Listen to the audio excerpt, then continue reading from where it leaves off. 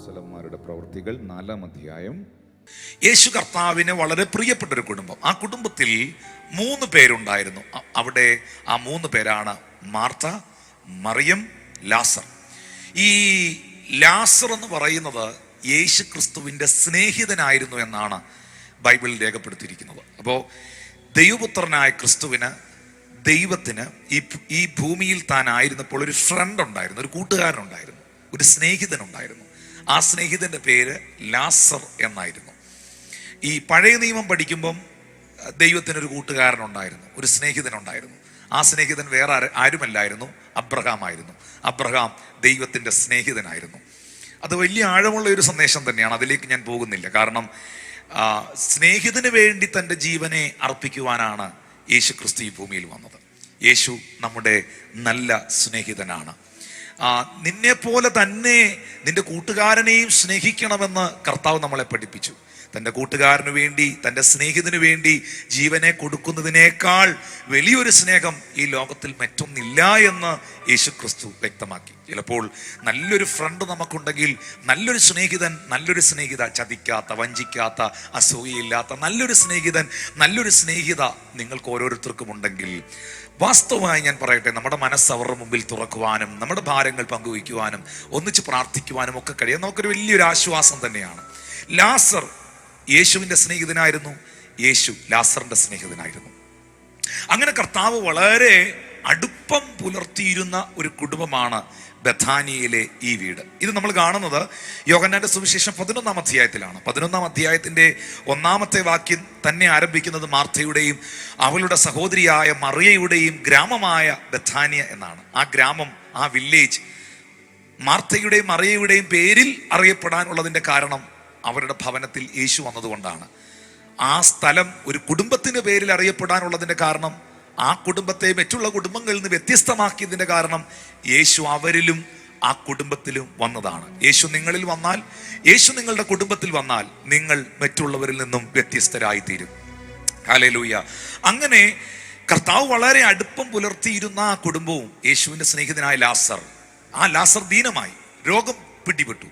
ആ സമയത്ത് യേശു അവിടെ ഇല്ലായിരുന്നു. പ്രത്യേകിച്ച് യഹൂദിയ ദേശത്ത് യേശുവിൻ്റെ ശുശ്രൂഷയോട് ഭയങ്കര എതിർപ്പുണ്ടായിരുന്നൊരു സ്ഥലമാണ്. കർത്താവിൻ്റെ മിനിസ്ട്രിയെ ഭയങ്കരമായി എതിർത്ത സ്ഥലമാണ്. ലാസറിനെ കാണാൻ വേണ്ടി യേശു കർത്താവ് ഈ ബഥാനിയിലേക്ക് വരുന്ന സമയത്ത് ഈ 11-ാം അധ്യായത്തിൽ ശിഷ്യന്മാർ കർത്താവിനോട് പറയുന്നുണ്ട്, ഗുരുവേ, നീ ഇപ്പോൾ ബഥാനിക്ക് പോകരുത്, ഇപ്പോൾ തന്നെ അവിടുത്തെ യഹൂദന്മാർ നിന്നെ കല്ലെറിയാനായിട്ട് കാത്തിരിക്കുകയാണ്, ഇപ്പോൾ അവിടെ പോകുന്നത് നന്നല്ല എന്ന് യേശുവിനോട് ശിഷ്യന്മാർ പറയുന്നുണ്ട്. അത്രത്തോളം കർത്താവ് യേശു ക്രിസ്തുവിൻ്റെ മിനിസ്ട്രിക്ക് എഗൻസ്റ്റായിട്ട് നിന്ന ആൾക്കാരുണ്ടായിരുന്നൊരു സ്ഥലവും, യേശു ഏറ്റവും കൂടുതൽ സഞ്ചരിച്ച, യേശു ഏറ്റവും കൂടുതൽ പ്രവർത്തിച്ച, യേശു കർത്താവ് ഏറ്റവും കൂടുതൽ അത്ഭുതങ്ങൾ നടത്തിയ ഒരു പ്രദേശവുമായിരുന്നു. എന്നാൽ അവിടുത്തെ മകനാകുന്ന ലാസർ ദീനമായി കിടന്ന വിവരം യേശുവിനെ അറിയിച്ചപ്പോൾ യേശു കർത്താവ് അതിന് മറുപടി പറഞ്ഞു, ഈ ദീനം മരണത്തിനായിട്ടല്ല, ഇത് ദൈവപുത്രൻ മഹത്വപ്പെടേണ്ടതിനാണ്. ലാസറിന്റെ മരണവാർത്തയും കർത്താവിനോട് അറിയിപ്പാനിടയായി. എന്നാൽ എൻ്റെ വിഷയം ഇതൊന്നുമല്ല. ലാസർ മരിച്ചു എന്നറിഞ്ഞ് കർത്താവ് 4-ാമത്തെ ദിവസം ലാസറിനെ അടക്കിയ കല്ലറയിൽ അടക്കിയതിൻ്റെ 4-ാം നാൾ യേശു കർത്താവ് ആ വീട്ടിൽ ചെന്നു. ആ ഭവനത്തിൽ ചെല്ലുന്ന സമയത്ത് നമുക്കറിയാം, നല്ല അംശം തിരഞ്ഞെടുത്ത ആ മറിയം വാസ്തവമായിട്ടും വളരെ പിണങ്ങി മാറിയിരുന്ന, ഇറങ്ങി വരാതിരുന്ന ഒരു സാഹചര്യം അവിടെ ഉണ്ടായിരുന്നു. മാർത്തയാണ് യേശുവിനെ വന്ന് റിസീവ് ചെയ്തത്, സ്വീകരിച്ചത്. അപ്പം ഈ മാർത്ത യേശുവിനോട് പറയുന്ന ഒരു സ്റ്റേറ്റ്മെന്റ് ഉണ്ട്. നിങ്ങൾ യോഹന്നാന്റെ സുവിശേഷം 11-ാം അധ്യായത്തിലേക്ക് നോക്കിയാൽ മാർത്ത പറയുന്നുണ്ട്, കർത്താവേ, നീ ഇവിടെ ഉണ്ടായിരുന്നെങ്കിൽ എൻ്റെ സഹോദരൻ മരിക്കുകയില്ലായിരുന്നു. ആ വേർഡ് നിങ്ങൾ ശ്രദ്ധിച്ചോ? കർത്താവേ, നീ ഇവിടെ ഉണ്ടായിരുന്നെങ്കിൽ എൻ്റെ സഹോദരൻ മരിക്കുകയില്ലായിരുന്നു. എന്നിട്ട് അടുത്ത വാക്കിൽ പറയുന്നു, ഇപ്പോഴും നീ ദൈവത്തോട് എന്തപേക്ഷിച്ചാലും പിതാവ് നിനക്ക് തരുമെന്ന് ഞങ്ങൾക്കറിയാം. അവളോ ലാസറിന്റെ പുനരുത്ഥാനത്തെക്കുറിച്ച്, അല്ലെങ്കിൽ കല്ലറയിലുള്ളവർ ദൈവപുത്രന്റെ ശബ്ദം കേട്ട് പുനരുത്ഥാനം ചെയ്യുന്ന, ഉദ്ധാരണം ചെയ്യുന്ന ആ നാഴികയെക്കുറിച്ചാണ് മാർത്ത യേശുവിനോട് പറയുവാനിടയായത്. അപ്പോൾ അവിടെ ഒരു സംഭവം നിങ്ങൾക്ക് മനസ്സിലാക്കാൻ കഴിയുന്നത്, ആ സഹോദരി യേശുവിനോട് പറയുകയാണ്, ജിജിപ്പാസെ ആ വാക്യം ഒന്ന് വായിച്ചേ. ആ സഹോദരി യേശുവിനോട് പറയുകയാണ്, കർത്താവേ, നീ ഇവിടെ ഉണ്ടായിരുന്നെങ്കിൽ എന്റെ സഹോദരൻ മരിക്കയില്ലായിരുന്നു. അല്ലേ? വായിച്ചേ. യേശു അവിടെ എത്തിയപ്പോൾ അവനെ കല്ലറയിൽ വെച്ചിട്ട് 4 ദിവസമായി എന്നറിഞ്ഞു.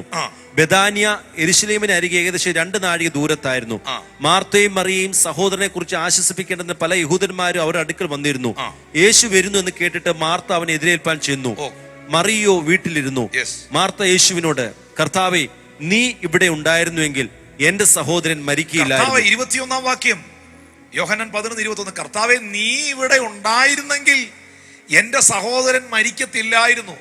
22-ാമത്തെ വാക്യത്തിൽ ഇപ്പോഴും സഹോദരി പറയുകയാണ്, ഇപ്പോഴും നീ ദൈവത്തോട് എന്ത് അപേക്ഷിച്ചാലും, that even now whatsoever you ask to God, God will give it thee. നീ ഇപ്പോഴും എന്ത് ദൈവത്തോട് പറഞ്ഞാലും, നീ ഇപ്പോഴും ദൈവത്തോട് എന്ത് അപേക്ഷിച്ചാലും ദൈവം നിനക്ക് തരുമെന്ന് ഞാൻ അറിയുന്നു. അപ്പോ 23-24 വാക്യങ്ങളിലേക്ക് വരുമ്പോൾ യേശു അവളോട് പറയുന്നുണ്ട്, നിന്റെ സഹോദരൻ ഉയർത്തെഴുന്നേൽക്കുമെന്ന്. നിങ്ങൾ ശ്രദ്ധിച്ചോ? അത് നിന്റെ സഹോദരൻ ഉയർത്തെഴുന്നേൽക്കുമെന്ന് യേശു അവളോട് പറഞ്ഞു. 24-ാമത്തെ വാക്യത്തിൽ മാർത്ത അതിന് യേശുവിനോട് മറുപടി പറയാണ്, അതേ കർത്താവ്, എനിക്കത് അറിയാം. പണ്ട് ബൈബിൾ ക്ലാസ്സിൽ ഞാനും ഉണ്ടായിരുന്നു. ഒടുക്കത്തെ നാളിൽ പുനരുത്ഥാനത്തിൽ അവൻ ഉയർത്തെഴുന്നേൽക്കുമെന്ന് ഞാൻ അറിയുന്നു എന്ന് പറഞ്ഞു. കാരണം ചില ആഴ്ചകൾക്ക് മുമ്പ് അവിടുന്ന് യോഹന്നാന്റെ സുവിശേഷം 8-ാം അധ്യായം പഠിപ്പിച്ചപ്പോൾ 10-ാം അധ്യായത്തിലും 8-ാം അധ്യായത്തിലും ഒക്കെ പറഞ്ഞല്ലോ, കല്ലറയിലുള്ളവർ അവിടുത്തെ ശബ്ദം കേൾക്കുമെന്നും നന്മ ചെയ്തവർ ജീവനായും തിന്മ ചെയ്തവർ ന്യായവിധിക്കായും എഴുന്നേൽക്കുന്ന നാഴിക വരുമെന്ന് അങ്ങ് പഠിപ്പിച്ച ബൈബിൾ ക്ലാസ്സിൽ ഞാനും ഉണ്ടായിരുന്നു. അതുകൊണ്ട് എൻ്റെ സഹോദരനും അന്ന് ഉയർക്കുമെന്ന് എനിക്കറിയാം എന്ന് പറയുമ്പോൾ ഇവിടെ ഒരു വലിയ ദൈവികമായ ആശയമുണ്ട്, ഒരു വെളിപ്പാടുണ്ട്. മാർത്ത പറയുകയാണ്, ഗുരു, ഇന്നലകളിൽ നീ എൻ്റെ വീട്ടിൽ വന്നിരുന്നെങ്കിൽ എൻ്റെ സഹോദരൻ ഒരത്ഭുത സൗഖ്യം പ്രാപിച്ചേനെ. പക്ഷേ എന്ത് ചെയ്യാനാ, അവിടുന്ന് വന്നില്ല. ഇന്നലകളിൽ ഒരത്ഭുതം നടന്നില്ല, ഇന്നലകളിൽ ഒരു വിടുതൽ നടന്നില്ല. എനിക്കതിൽ പ്രയാസമൊന്നുമില്ല യേശുവേ. എനിക്ക് ഉറപ്പുണ്ട്, നാളുകളിൽ, കാഹളം ധ്വനിക്കുന്ന നാളുകളിൽ, പുനരുത്ഥാനത്തിന്റെ നാളുകളിൽ എൻ്റെ സഹോദരൻ ഉയർക്കും. അപ്പൊ 2 തരത്തിലുള്ള വിശ്വാസമാണ് മാർത്തയ്ക്കുണ്ടായിരുന്നത്. 2 തരത്തിലുള്ള വിശ്വാസം. ഒന്ന്, ഇന്നലകളിൽ പ്രവർത്തിക്കുന്ന ദൈവത്തിലുള്ള വിശ്വാസം. 2, നാളുകളിൽ പ്രവർത്തിക്കാൻ പോകുന്ന ദൈവത്തിലുള്ള വിശ്വാസം. ഇത് രണ്ടും നമ്മളിലും ഉണ്ട്. ഇന്നലകളിൽ നമ്മളെ നടത്തിയ ദൈവത്തിന് സ്തോത്രം. ഇന്നലകളിൽ നമ്മളെ നടത്തിയ കർത്താവിനെ നമുക്കറിയാം. നമ്മൾ ചിലപ്പോഴൊക്കെ പറയാറുണ്ട്, കഴിഞ്ഞ ദിവസങ്ങളിൽ അത്ഭുതകരമായി നടത്തിയ നമ്മുടെ ദൈവം തുടർന്ന് നടത്താൻ വിശ്വസ്തനാണെന്നേ എന്നൊക്കെ നമ്മളും പറയാറുണ്ട്.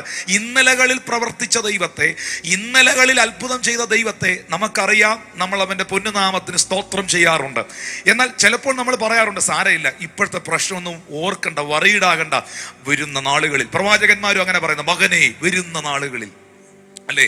ദൂത് പറയുന്നവരും തലയിൽ കൈവച്ച് അങ്ങനെ പറയുന്നത്, വരുന്ന നാളുകളിൽ, അടുത്ത മാസങ്ങളിൽ, അടുത്ത വർഷങ്ങളിൽ ഇതാ നിനക്കായി ഒരു വഴി തുറക്കപ്പെടാൻ പോകുന്നു. അപ്പൊ ഇന്നലകളിൽ പ്രവർത്തിച്ച ദൈവത്തെ നമുക്കറിയാം, നാളുകളിൽ ദൈവം പ്രവർത്തിക്കുമെന്നും നമുക്കറിയാം.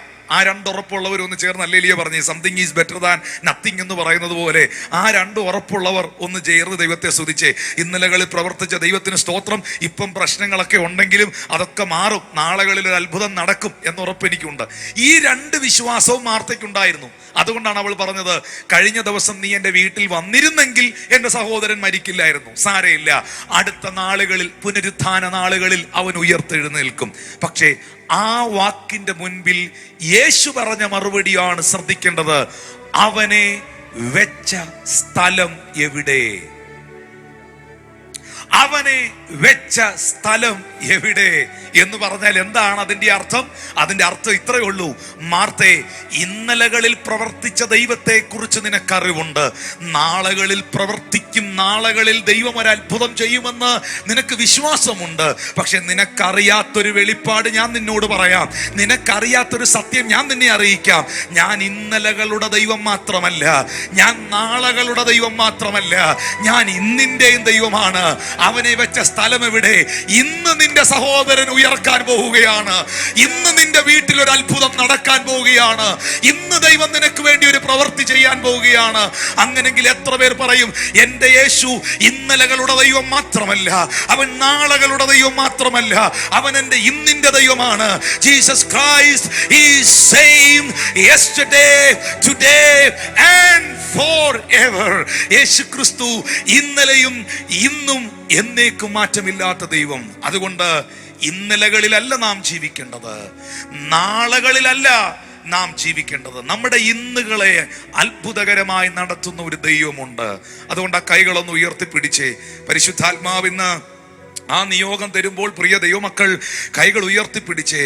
എന്നിട്ട് പറഞ്ഞ്, യേശുവേ, ഇന്ന് ഈ വചനം കേട്ടോണ്ടിരിക്കുമ്പോൾ ഇന്നിന്റെ ദൈവമേ, ഇന്നലകളിൽ എന്നെ നടത്തിയ ദൈവത്തിന് സ്തോത്രം. നാളുകളിൽ അവിടുന്ന് കരുതുമെന്ന വാഗ്ദത്വം എനിക്കുണ്ട്. പക്ഷേ നീ ഇന്നലകളുടെ ദൈവം മാത്രമല്ല, നീ നാളുകളുടെ ദൈവം മാത്രമല്ല, നീ ഇന്നിന്റെയും ദൈവമാണ്. നീ ഇപ്പോഴും എൻ്റെ കർത്താവാണ്. നിനക്കിപ്പോഴും പ്രവർത്തിപ്പാൻ കഴിയും. ഒരു സെക്കൻഡ് മതി കർത്താവെ അങ്ങയ്ക്ക് അത്ഭുതം ചെയ്യുവാൻ. ഒരു സെക്കൻഡ് മതി കർത്താവെ അങ്ങയ്ക്ക് ഒരു വിടുതൽ അയക്കുവാൻ. ആ കരങ്ങളെ ഒന്ന് ഉയർത്തി പ്രാർത്ഥിക്കുമ്പോൾ വർഷങ്ങളായി തടഞ്ഞു വെച്ചിരിക്കുന്ന, വർഷങ്ങളായി ദുഷ്ടൻ അടച്ചു വെച്ചിരിക്കുന്ന ആ വഴികളെ നിങ്ങൾക്ക് വേണ്ടി തുറക്കുവാൻ സ്വർഗത്തിലെ ദൈവം മതിയായവനാണ്. വിശ്വസിക്കുന്നവർക്കായി ഞാൻ ദൈവത്തെ സ്തുതിക്കുന്നു.